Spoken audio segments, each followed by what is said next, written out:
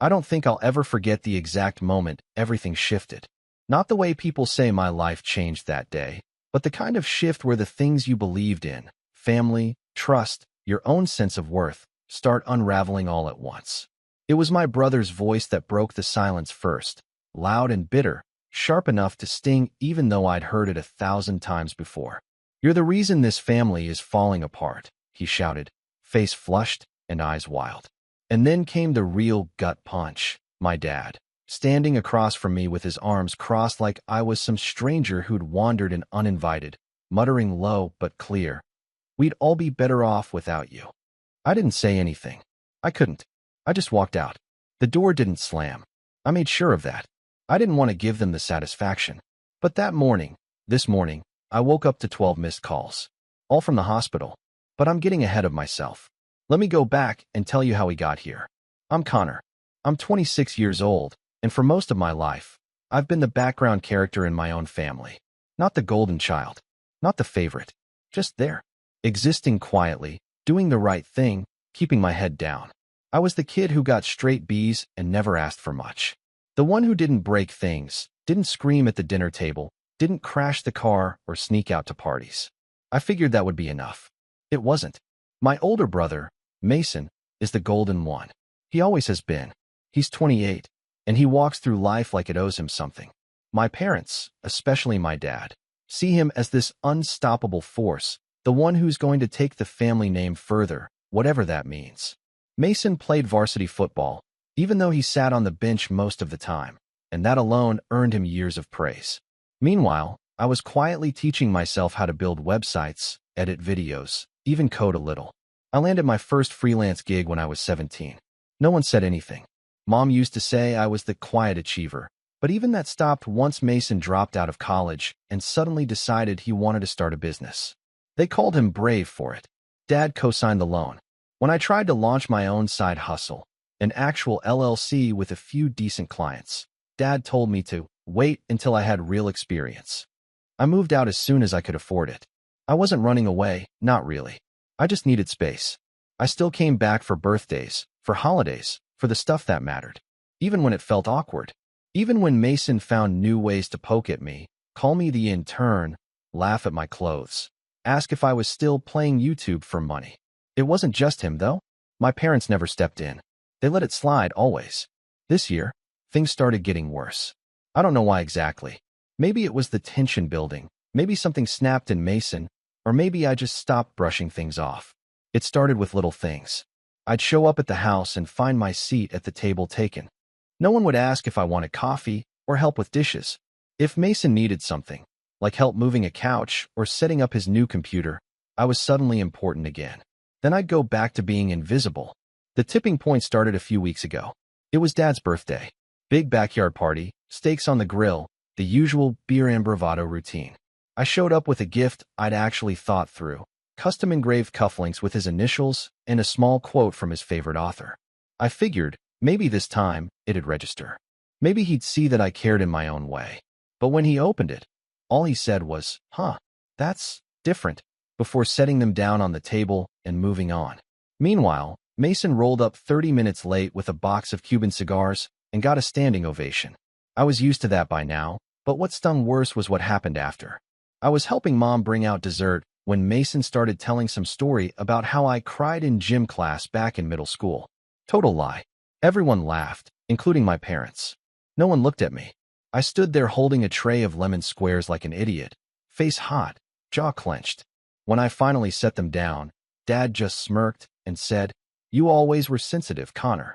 After that night, I decided to put some distance between us. I ignored a few texts, skipped one of the Sunday dinners. I needed air. I needed perspective. But that only made things worse.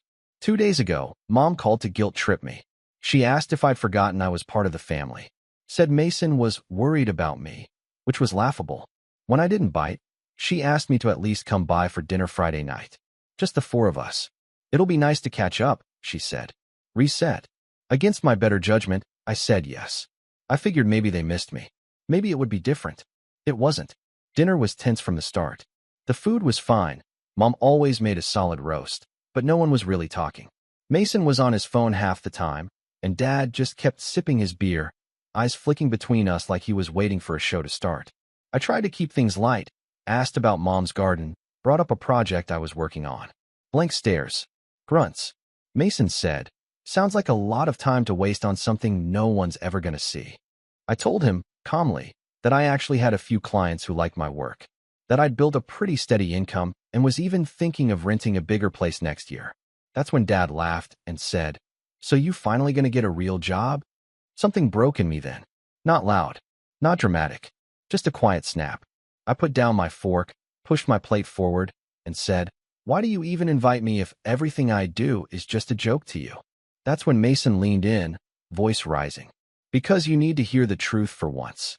You're the reason this family's falling apart." His voice echoed in the dining room. Mom looked down at her plate. Dad didn't miss a beat. He nodded slowly, then said, "He's right. We'd all be better off without you." I didn't argue. I didn't cry. I just stood up, grabbed my coat, and walked out. It was dark when I got back to my apartment. I didn't sleep much. I kept replaying their words, wondering how we got here, wondering how I ever believed I was part of that family. I ignored every call and text that came in that night. Then came this morning. I woke up to 12 missed calls, all from the hospital. And now, I don't know whether to pick up the phone or let them find out what it feels like when I'm the one who walks away. I stared at my phone for a long time. Just stared. 12 missed calls, all from the hospital. No names, just the same generic caller ID repeating over and over, like an alarm I'd slept through. I didn't feel fear at first, just confusion. Dull confusion, the kind you get when your body wakes up before your mind does. I rolled out of bed, legs heavy, head still replaying the night before. Mason's voice echoing, Dad's words like frost in my chest. Then came the texts. From Mom. One after the other. "Connor, please call me. Something's happened. It's your dad." That one hit different. I didn't respond. Not right away. I just sat on the edge of my bed, the sunlight creeping in through the blinds like nothing had changed. But everything had. Because the truth is, I didn't feel panic. I didn't feel anything. That's when I realized just how far they'd pushed me. I'd always assumed that no matter how bad things got, some primal part of me would still care, still need them. But in that moment, staring at my phone, all I felt was cold distance. Like I was watching a stranger's emergency unfold through someone else's screen. Eventually, I called. Not because I wanted to, but because I needed to know. A nurse answered. Polite, professional, detached. She said my dad had been brought in with chest pain. Possible heart attack. Stable now, but under observation. They were trying to reach family members in case things changed. I thanked her, hung up, and still, no part of me moved to rush over. Instead, I sat in silence, letting the weight of everything settle, letting the irony bloom. "We'd all be better off without you," he'd said. Less than 12 hours later, his heart gave out mid-sleep. I don't say that with bitterness, just observation. Like the universe had been listening. An hour later, another call. This time it was Mason. I let it go to voicemail. His message was short, clipped, almost robotic. "You need to come. Dad's asking for you." That was new. Dad never asked for me. Not once in my adult life had he made it clear he wanted me around. Not when I moved out. Not when I graduated. Not when I got my first big client and emailed him a video I was proud of. But now, when he's scared and wired to a monitor, now he remembers my name. I didn't go. Not that day. Instead, I cleaned my apartment. Scrubbed the kitchen counters, vacuumed under the couch, organized the cables behind my desk. I needed control over something. Needed to ground myself in a space where I wasn't invisible. By evening, Mason had called 3 more times. Mom twice. I didn't answer any of them. I turned my phone off and went for a walk. Cold wind, empty streets, my footsteps echoing in the quiet. I thought about how many years I'd spent bending myself to fit into a mold they never made room for. How many holidays I'd shown up out of guilt, only to leave feeling smaller than when I came in. I thought about the tray of lemon squares I'd held like a peace offering. The laughter. The look on Dad's face when he said it. "We'd all be better off without you." I don't know when it became normal for me to accept so little. The next morning, I caved and went to the hospital. Not because I forgave him. Not because I missed them. But because I needed to see him. See the man who thought cutting me down made him taller. I walked into that sterile white room expecting to feel something. Rage. Sadness. Relief. But all I saw was a tired man, hooked up to machines, eyes closed. the lines around his mouth tighter than I remembered. Mom was sitting beside him, mascara smudged, hands clenched together like a prayer gone unanswered. Mason stood in the corner, arms crossed, avoiding eye contact. When I walked in, they both looked up. Mom spoke first. "Connor, thank you for coming." Mason didn't say a word, just nodded, barely. I didn't sit down. I stood there, near the door, heart steady. After a long silence, Dad opened his eyes. Groggy, unfocused. Then they landed on me. "Connor," he croaked, voice thin like smoke. "You came." I waited for something. An apology. A hint of regret. But all he said next was, "I didn't mean what I said." I wanted to believe that. I really did. But the thing about a lifetime of being second best is that you start recognizing hollow words before they hit the floor. "I think you did," I said quietly. "You just didn't think it would echo back." He flinched at that. Just slightly. But he didn't deny it. Mom jumped in. "He wasn't thinking clearly, Connor. He was upset. Tired. You know how he gets when." "I know exactly how he gets," I interrupted. "I've known since I was 10. No one spoke after that." The heart monitor kept beeping, steady and slow. I stayed 5 more minutes, maybe 6. Then I turned and left. That should have been the end of it. Me walking out again, this time for good. But that night, something changed. It was late when I got home. Nearly midnight. I'd barely kicked off my shoes when I got a text from my cousin Sarah. We're not super close, but she's one of the few relatives who's always treated me like a full human being, not just Mason's awkward shadow. The text just said, "Hey, wanted to check on you. Heard what Mason did." "That's messed up." I blinked. "Reread it." "What Mason did?" I replied. "What do you mean?" 3 dots appeared, then disappeared. Then came the bomb. "You didn't hear? He told people you refused to come to the hospital unless Dad promised to put you in the will." My stomach dropped. I called her immediately. She picked up fast, voice hushed but urgent. "I was at Aunt Linda's," she said. "Mason was there, telling everyone you were blackmailing your way back into the family. He made it sound like you threatened them. Said you were only visiting Dad for money." I couldn't breathe. Not because I was shocked that Mason lied, but because of how easily everyone believed it. I hadn't said a word about money. I didn't even want anything from them. But Mason knew exactly how to twist the knife. He knew I wasn't there to defend myself. He knew how to take my silence and smear it into a motive. Sarah kept talking. "He said you've always been jealous, that you resented him for being successful." I laughed bitterly. "Successful? He's living off loans Dad co-signed. I have a business. Clients. I pay my own bills." "I know," she said. "But you know how it is. They all eat up whatever Mason says. He's the good one. Always has been." My hands were shaking. Not from fear, but fury. A slow, cold kind of fury. The kind that creeps into your spine and whispers, "Enough is enough." That night, I didn't sleep. I pulled out my old hard drive, the one I hadn't touched in months, and started organizing files. Contracts, invoices, screenshots, video backups. Every bit of proof I had that I built everything on my own, without help, without handouts. And I started documenting. Not for them, not even for Sarah, but for me. I wanted the truth lined up, airtight. I didn't know yet how I'd use it. But I knew one thing. Mason had drawn a line in the sand. He wasn't just trying to undermine me. He was trying to erase me. Rewrite the story so I'd be the leech, the manipulator, the outsider clawing his way back in. He didn't realize I'd been documenting things for years. Old texts, passive-aggressive emails, voice memos from phone calls I'd recorded when I suspected he'd twist my words. I wasn't paranoid. I was prepared. Because people like Mason, they don't stop unless someone makes them. By sunrise, I had everything sorted. But the real twist came that afternoon. I got another call from the hospital. Not about Dad. This time it was the billing department. "Hi, is this Connor Reynolds?" the voice asked. "Yes.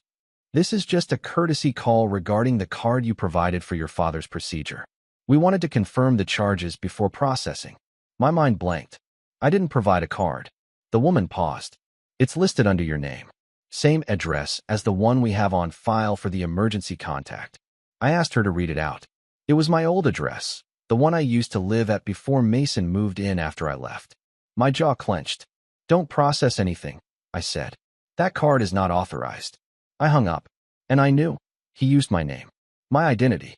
To pay for Dad's hospital bills. Probably to look like a hero. Maybe even to make me look guilty if it came out later. I sat there, heart pounding, as the pieces fell into place. The lie about the will, the smear campaign, the fraudulent charge. This wasn't just family drama anymore. This was war. And Mason had just made the biggest mistake of his life. I don't remember the exact moment I hit rock bottom. It wasn't a dramatic collapse, no shouting, no tears. It was more like a slow, silent sinking. Like waking up underwater, realizing you'd been drowning for a while, and wondering if it was even worth swimming anymore. After that call from the hospital billing department, I didn't yell. I didn't punch a wall. I just sat there in my chair, staring at nothing, as the weight of it all settled in. Mason had used my name, my identity, to cover a hospital bill, and he'd done it so casually, like it was just another tool in his arsenal. Another story he'd twist later, maybe to say I offered to pay, or that I'd tried to buy my way back into the family. After all, he was already planting those seeds, wasn't he? The betrayal hit different this time. This wasn't just words or cold shoulders over dinner. This was calculated, personal, a theft of both money and narrative. And it hurt, not because I needed their approval anymore. I was done chasing that, but because it confirmed something I tried so hard not to believe. They didn't just fail to see me. They chose not to. I called the hospital back, told them the charge was unauthorized. They were polite but unhelpful, said I'd have to file a fraud claim with my bank, and that they couldn't remove the card unless someone else took financial responsibility. I asked who added my card in the first place. They said it had been provided during intake, and the form was signed by a Connor Reynolds. I asked for a copy. They said they'd send it by mail. I already knew what it would show. Mason's handwriting, or maybe some sloppy attempt at copying mine. I could see it so clearly in my head. But somehow, seeing it wasn't what scared me. What scared me was how normal this all felt. Like I was already used to being violated by my own family. That night, I walked. Just walked. No destination. My legs just moved, block after block, as if trying to outrun the thoughts in my head. The sky was overcast, the streetlights buzzed, and every breath felt like glass. I didn't cry. I didn't scream. But I felt hollow. Absolutely gutted. The next few days passed in a fog. I didn't work. I didn't sleep. I ignored texts, ignored calls. Mason had messaged once, some smug line like, "Just cleaning up your mess, little bro. You're welcome." I didn't reply. I couldn't. I didn't trust myself to say something I wouldn't regret. Mom texted too. Said they were worried about me. Said Dad was home now, recovering. That we should put things behind us and come together. I almost laughed when I read that. Come together. Like we were some sitcom family having a disagreement over Thanksgiving turkey, not a broken house held together by manipulation and selective memory. Then came the mail. The intake form from the hospital. The signature wasn't even close to mine. It was laughable, big, loopy letters trying to mimic my writing, but full of inconsistencies. Sloppy, rushed, obvious. Mason didn't even try to hide it. He thought I'd roll over. He always did. That was the moment something shifted. Not rage, not revenge, but resolve. I opened a new folder on my desktop, labeled it Truth, and I started building. Every email, every voicemail, every screenshot of Mason's texts, every receipt showing my real address, my actual bank info, my business activity. I pulled copies of my LLC filings, dated years ago, proof that I wasn't freeloading or jealous or still figuring things out. I found photos, old ones, from family dinners where Mason would crop me out before posting them online, from parties where I was the one behind the camera, never in front of it. And I started writing. Not a Reddit post, not a letter, but my story. For the first time in my life, I stopped editing myself for them. Stopped shrinking to fit into the version of me that made them comfortable. I wrote down everything. The comments, the lies, the quiet betrayals, the gaslighting. I didn't plan to share it yet. I just needed to see it, to hold it, to remind myself that I wasn't crazy, that I had lived through it, and survived. Somewhere in the middle of that process, I started to remember who I was before all this. Before Mason's voice became the one that rewrote every room we entered. Before Dad's silence swallowed every opportunity to speak up. I remembered being proud of myself when I landed my first client, when I finished a 3-month video project that helped a small business triple their traffic. I remembered waking up excited to work, not drained from carrying invisible wounds. I reached out to an old client, one I'd helped rebrand their company last year. We hadn't spoken in months. I asked if they needed any video work done. They said yes, And within a day, I was back in the zone, editing clips, choosing music, syncing transitions. My mind felt clear for the first time in weeks. I worked late into the night. Not because I had to, but because I wanted to. One gig turned into two. Then a referral came in. Then another. I didn't advertise. I didn't post anything online. But something had shifted. The more I focused on myself, on building rather than reacting, the more momentum I gathered. And the more I worked, the more I realized how much I'd let my family shrink me. How often I'd second-guessed myself, worried that I was being too sensitive or making things about me. But the truth was, they made it about me when it was convenient. When they needed someone to blame. Or when they needed someone to pay the bill. I started going to the gym again. Nothing fancy, just a few light sessions a week, getting my body moving. I changed my diet. Started sleeping better. I cleared out my apartment, donated old clothes, rearranged furniture, threw out junk I didn't even remember owning. It felt symbolic. Like shedding skin. I even booked a weekend trip. Just me. A small cabin upstate. No Wi-Fi, no noise. I brought books, not screens. I hiked. I journaled. I sat in silence and listened to the wind. And somewhere out there, surrounded by trees and sky, I realized something important. I don't need them. Not their validation. Not their permission. Not even their love. At least, not the kind they're capable of giving. What I needed was me. My voice. My story. My strength. When I came back from that trip, I had clarity. Mason wasn't just a bully. He was a coward in a loud costume. A fragile ego dressed in bravado. And Dad, he wasn't a patriarch. He was a man who picked favorites and called it discipline. And Mom, she wasn't innocent. Her silence was a choice. Her refusal to stand up for me had consequences, whether she admitted it or not. But I wasn't going to chase an apology anymore. I was going to show them who they'd tried to erase. It started small. I updated my portfolio, rebranded my website, polished my client testimonials, added new services. Then I launched a YouTube channel, not for fame, just as a creative outlet. Tutorials, breakdowns of editing techniques, behind-the-scenes project commentary. Within a week, a few videos started picking up traction. Comments trickled in, then more. One video crossed 10,000 views, then 50,000. Emails followed.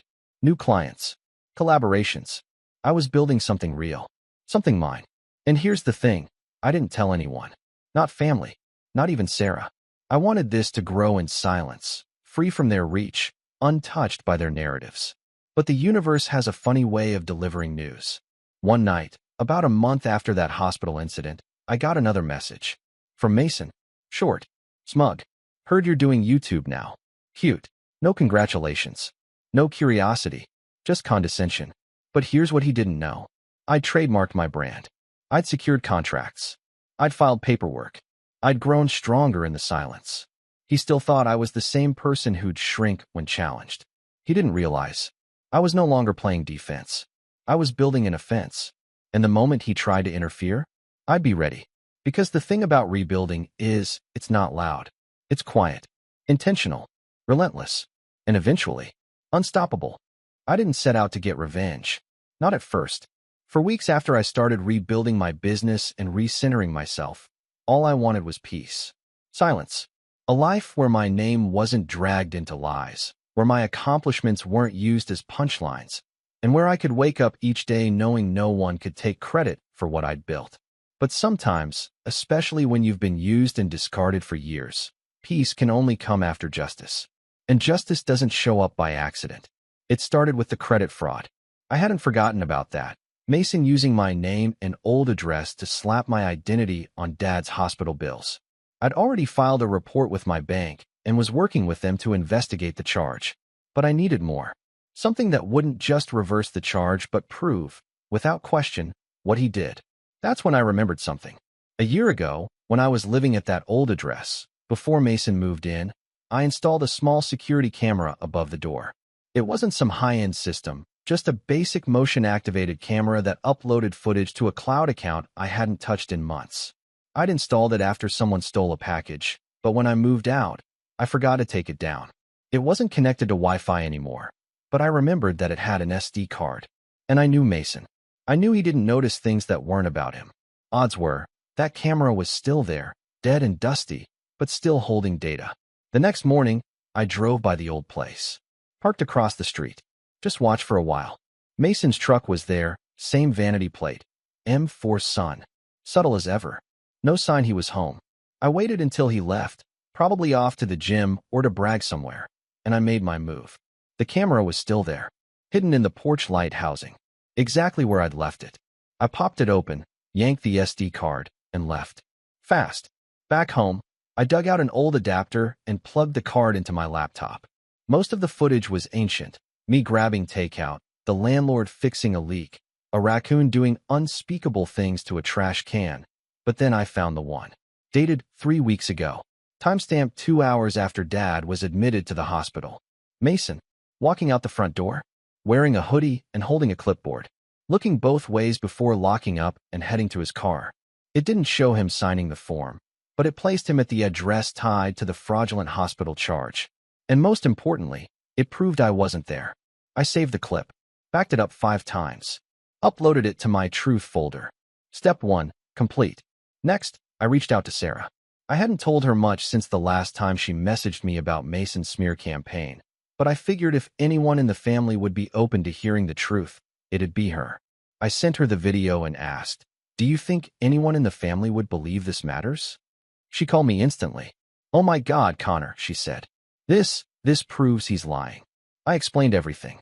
The charge, the signature, the voicemail, Mason's text, and the video footage. Her voice was low and shaky. "I knew he was bad," she whispered. "But this is next level. This is criminal." That word hung in the air. Criminal. It wasn't just family drama anymore. It was legal. Sarah didn't hesitate. "You need to do something with this. Expose him. Go public. Tell the family.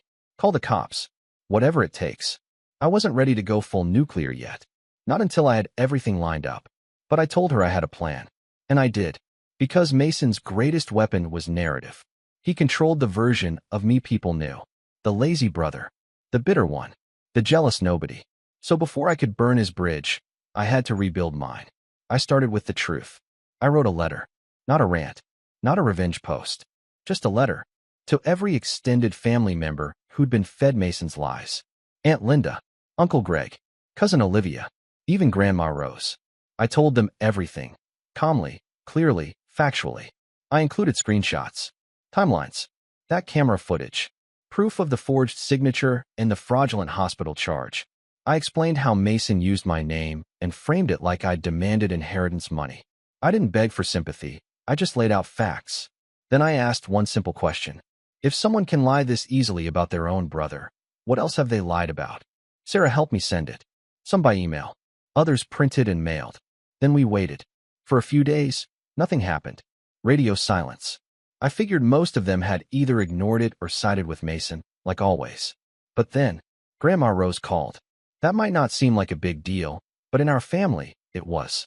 Grandma Rose was the matriarch, the spine, the only person Dad still listened to. She'd never been warm toward me, more polite than loving, but she was sharp, observant. And until now, she'd always believed Mason's stories.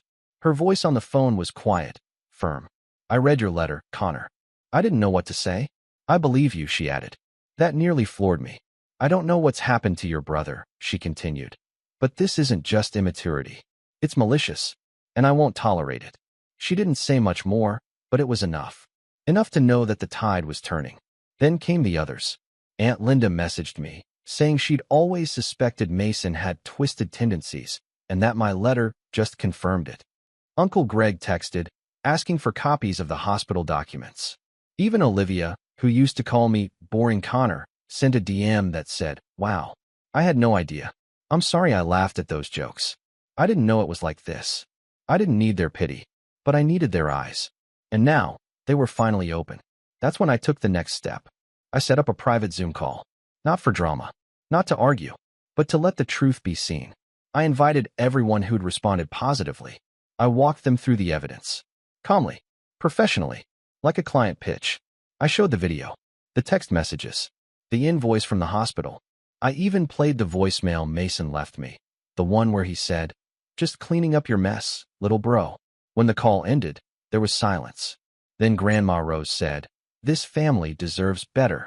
I didn't say it out loud, but I thought, I do too. Sarah called me after the call. You're scaring him, she said. I blinked. What? Mason, she explained. He's texting people, freaking out, saying you're trying to ruin his life, that you're obsessed with him. I nearly laughed. Of course he was playing the victim, but I wasn't done. Because Mason hadn't just lied. He'd committed fraud, and I had the proof. The police report was already in motion. I'd spoken to a detective, shared the documents, the footage, the timeline. They were investigating. I didn't know how far it would go, but I knew it wasn't going away. And that scared Mason more than anything. He tried to call me once. I let it ring. Then another message popped up. Please, don't do this. I stared at it for a long time. The irony wasn't lost on me. Please, don't do this. Like I hadn't spent my whole life begging for them to stop. But the real turning point came a week later, when Dad called. Not Mom. Not Sarah. Dad. I didn't answer. He left a voicemail. Connor, I don't know what's going on between you and Mason. Your mother says it's gotten out of hand. I'd appreciate a chance to talk. Face to face. I didn't call back. I showed up instead. Not out of obedience. Out of strength. Because I wanted him to see me. Not the version Mason painted. Not the quiet achiever. Not the scapegoat. Me. And as I pulled up to that house, his house, I knew this wasn't the end of the story. It was the beginning of the reckoning. And I had all the pieces in place. When I pulled into my parents' driveway that afternoon, I didn't feel nervous. That surprised me. For most of my life, this house had made my stomach knot before I even stepped out of the car. Today, there was nothing. No fear. No anger. Just a steady calm. Like I'd already crossed some invisible line and there was no going back. Dad opened the door himself. He looked smaller than I remembered. Thinner. Older. The hospital scare had taken something out of him that pride couldn't fully mask. For a second, I almost felt bad. Almost. Then I remembered his voice at the dinner table. The way he'd said we'd all be better off without me. And the feeling passed. Connor, he said, clearing his throat. Come in. Mason was already there, pacing the living room like a caged animal. He stopped the moment he saw me. His face hardened, then shifted into something defensive, almost desperate. So this is it, he snapped. You gonna parade your little slideshow for Dad too? I didn't respond. I set my laptop bag down on the dining table and sat. Calmly. Deliberately. The way people do when they know they hold the upper hand. Mom hovered near the kitchen, eyes darting between us, hands wringing the edge of her sweater. She looked exhausted. Guilty. Like someone who'd waited too long to choose a side and realized too late that neutrality was a decision in itself. Dad gestured for Mason to sit. He didn't. Talk, Dad said to me. Explain why the family's being dragged into this. I nodded. Opened my laptop. Turned it so everyone could see. I will, I said. But first, I want to be very clear. I didn't drag the family into anything. Mason did. I'm just done covering for it. Mason scoffed. Unbelievable. You've always been dramatic. I clicked play. The security footage filled the screen. Mason, in a hoodie, stepping out of the old house with the clipboard. Timestamp visible. Address visible. Dad leaned forward. Mom covered her mouth. What is this? Dad asked slowly. This, I said, is Mason leaving the address tied to the hospital intake form. The same address used when my name and card were fraudulently attached to your medical bills. Mason laughed, sharp and forced. That doesn't prove anything. I clicked to the next file. The intake form. The signature. Enlarged side by side with my real one. Forgery, I said. Ask any handwriting analyst. Mason's laugh died. I played the voicemail next. Just cleaning up your mess, little bro. You're welcome. Silence swallowed the room. Mom sat down hard in a chair. Dad's face went pale, then red, then pale again. Mason opened his mouth, then closed it. I didn't, he started. I raised a hand. I'm not done. I showed them the text messages. The ones where Mason told people I'd demanded money. The screenshots Sarah had forwarded of family group chats where my name was dragged through the dirt while I stayed silent. The bank correspondence. The fraud report. The detective's email confirming the investigation. When I finally closed the laptop, the house felt different. Heavier. Like the walls themselves were holding their breath. Dad looked at Mason. Not with pride. Not with indulgence. With disbelief. You used your brother's name, he said quietly. You committed fraud. Mason snapped. I was helping. You were in the hospital. Someone had to take care of it. Connor never does anything for this family. That was it. That was his last card. I stood up. I've spent my entire life doing things for this family. I said, voice steady. I just didn't do them loudly enough for you. I didn't lie, steal, or step on people to feel important. And you hated me for it. I turned to Dad. You taught him that, I said. Every time you laughed at his jokes about me. Every time you called my work a hobby.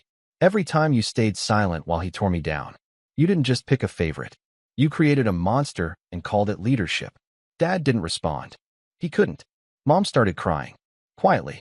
The kind of crying that comes with realization, not shock. I didn't know, she whispered. I looked at her. You knew enough. Mason took a step toward me. You think you've won? He hissed. You think this makes you better? I met his eyes. No. It makes me free. 2 days later, the police came to the house. Not for me. For Mason. Fraud charges. Identity misuse. Falsifying documents. The detective was polite but firm. Mason tried to argue, tried to spin, tried to blame me. It didn't work. Evidence doesn't care about charm. The family fallout was immediate and brutal. Aunt Linda stopped answering Mason's calls. Uncle Greg demanded repayment for money Mason had borrowed years ago under false pretenses. Grandma Rose rewrote her will. Not dramatically. She just removed Mason as executor and reassigned responsibilities to a neutral third party. Dad didn't speak to Mason for weeks. When he finally did, it wasn't forgiveness he offered. It was disappointment. And that hurt Mason more than any punishment ever could. As for me, I walked away. Not in anger, not in silence, but with closure. I declined every attempt at reconciliation that came with conditions attached. I refused to be the glue that held together a structure built on lies. I kept my distance. I focused on my work. My channel grew. My business doubled. I moved into a new place, bigger, brighter, entirely mine. One evening, months later, Dad called. He apologized. Not perfectly, not completely, but genuinely. I accepted it without reopening the door. Mom sends occasional messages. They're careful now. Measured. Respectful. Mason? Last I heard, he's still telling people his brother ruined his life. Maybe he believes that. But here's the truth. I didn't ruin anything.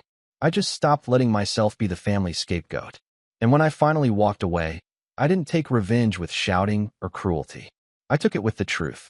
And the funny thing about the truth? It doesn't need to raise its voice to be heard.